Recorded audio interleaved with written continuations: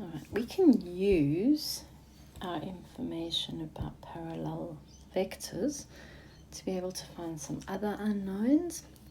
So if we've been given the vectors r is xi plus 3j and s is 5i minus 6j. All right, so the unknown that we're looking for is this x over here. And all they've told us is that the length of r is 7. Okay, so if we know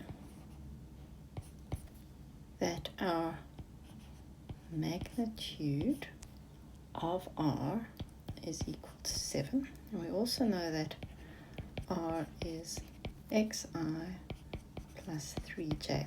Now what we know is that our magnitude can be found using our square root of x squared plus y squared, because we know that magnitude of r is going to be the square root of x squared plus y squared. And we've got those values there, but what's nice is that the only thing we don't know is actually this x over here. So 7 is equal to our square root of x squared plus 3 squared.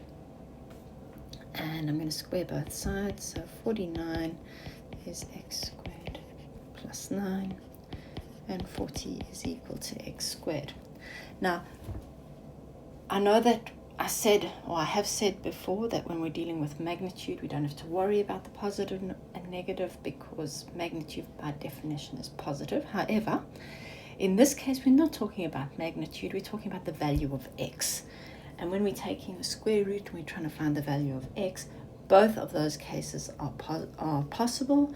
So x will be plus or minus the square root of 40. You might want to make a note.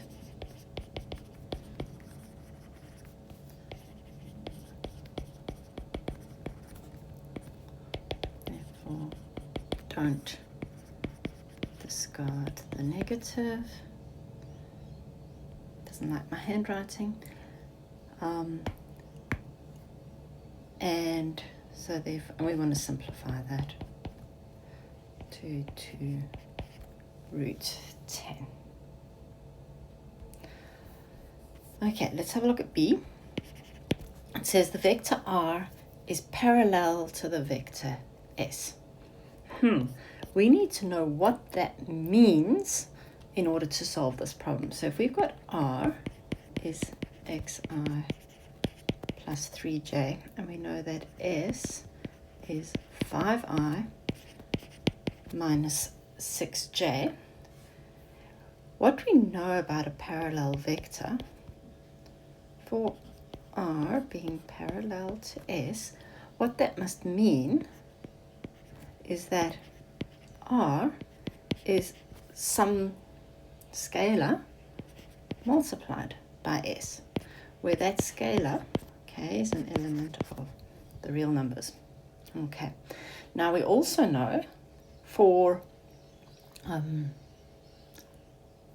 equality of vectors, our I components have to be the same and our j components have to be the same. All right, so let's rewrite now. So k times s would look like this: 5ki minus 6kj.